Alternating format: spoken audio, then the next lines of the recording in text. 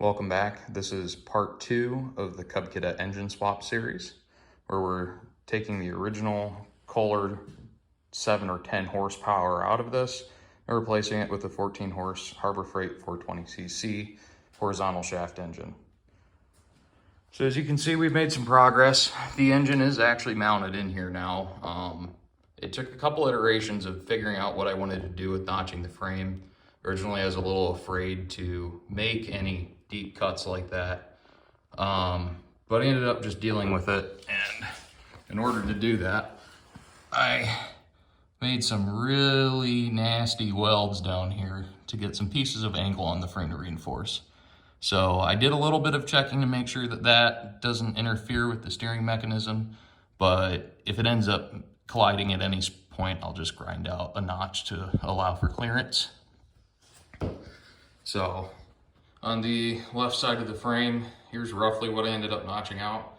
And to be honest, I probably didn't need to take that much material away, but getting access to the mounting bolts for the engine was really hard with the full height of the frame rail still there. So I ended up just deciding to reinforce it and then making enough clearance for easy access to the bolts, because I take this thing apart and put it back together quite a bit.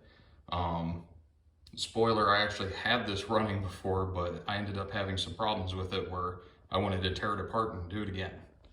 So, and if we take a look over on the other side here, you can see instead of doing kind of like a custom hack job on either side, I ended up just deciding to mirror the notches that I was cutting in the frame and supporting both sides.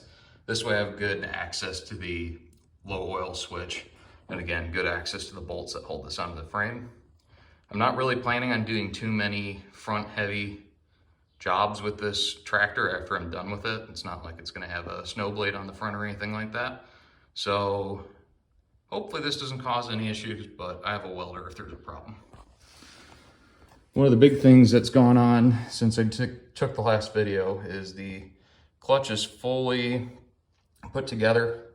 You can see kind of a temporary aluminum spacer for the hinge point on the clutch that I had to make for reasons that I'll explain later. But this is a completely rebuilt clutch now. The throwout bearing has been replaced, the springs have been replaced, and I bought a heavy duty clutch plate off of eBay to throw in there. When I had this running before, it had a slight vibration in the clutch. I'd either put that down to misalignment of the engine or the throwout bearing going out. So I ended up replacing both of those in the hopes that it gets rid of that vibration in the future. And then, as I alluded to earlier, I did a little bit of work fabricating or fabricobbling this frame together to allow the transmission to rise up into the frame further. So what this is here, apologies for the crappy welds, I'm still learning. But what this is, I did here was I made a slot for this bolt originally so the transmission can move up. And that was a lazy way of doing it. I really shouldn't have done that. Should have just re-drilled the holes. So what I ended up doing was I put a washer onto the bolt while it was in the slot, trued everything up to make sure that the shaft was perfectly aligned from the engine to the transmission, hopefully again, getting rid of any chance for vibrations. And then welded that washer in place. And then obviously without the transmission in here, I came in and backfilled the weld behind the washer. So this is all one solid piece, or mostly solid piece. Again, I'm not a welder. So we're gonna hope that that holds up over time. And they say grinder and paint make me the welder that I ain't, but I'm not gonna be able to hide that, unfortunately. So I knew this was gonna be a project tractor and it's a learning project. So I'm okay with it looking a little bit redneck. So the whole transmission has been moved up into the frame by roughly 3/4 of an inch, which required me making clearance in this top plate. So the top of the casting, the transmission could stick out.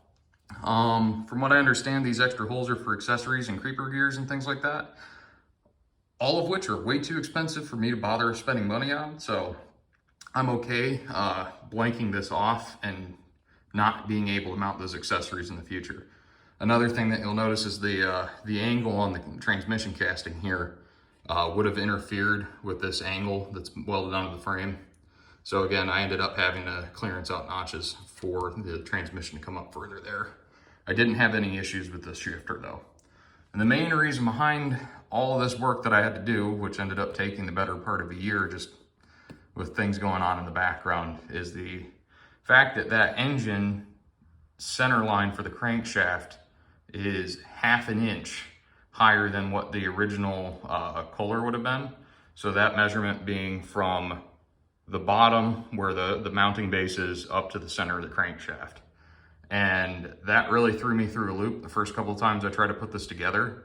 One would think that that would be a kind of a standard dimension for all these horizontal shaft engines, but it's changed over the years.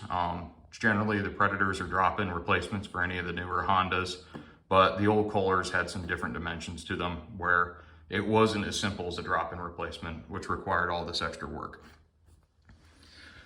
So with most of the welding and fabricating done, I tested out the clutch. Something that I want to do is replace that crappy piece of bent aluminum in there that I have supporting the pivot for the clutch right now. The reason why I had that there was just for testing the clutch and making sure that it works. So I'm going to replace it with a fabricated bracket. And then the next step is making a compromise between where to mount the gas tank and where to mount the alternator. The reason why I want to run an alternator on this is the original PTO clutch that was on this tractor was completely destroyed. Basically all that's left of it is the cage, and I'm not a big fan of the design in the first place, so I want to be able to run an electric clutch, modernize it, make the parts easier to get, and it's a little bit safer, to be honest. So if I'm ever going to run a mower deck on this or anything like that, I'll want the electric PTO clutch. I did make a bracket for the first try that sandwiched into the bolts that mount the gas tank and put the alternator right about here. I didn't like how much stress that was putting on the gas tank. It didn't really feel like these bolts that were welded to it really meant to hold anything but just keep the gas tank in place. So I'm going to be working on making some new brackets for that, and that might involve moving the gas tank up higher or moving it somewhere else entirely. So we'll see what all that has in store for me. And once we get the alternator and the gas tank figured out, I can finally start putting this all the way back together.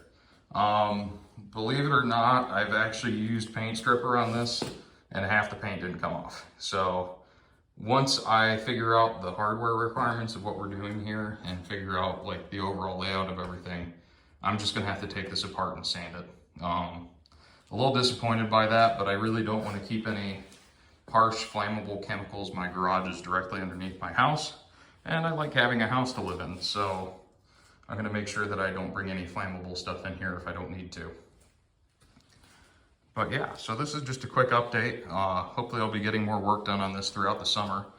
Now that I have more tools at my house and more capability to get these kind of fabricating jobs done in here, things should progress a little bit faster.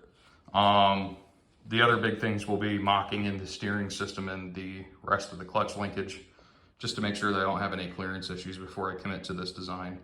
But so far, just trying to judge the run out of the shaft running from the engine to the transmission, I shouldn't have any vibration issues like I had the last time I had it running.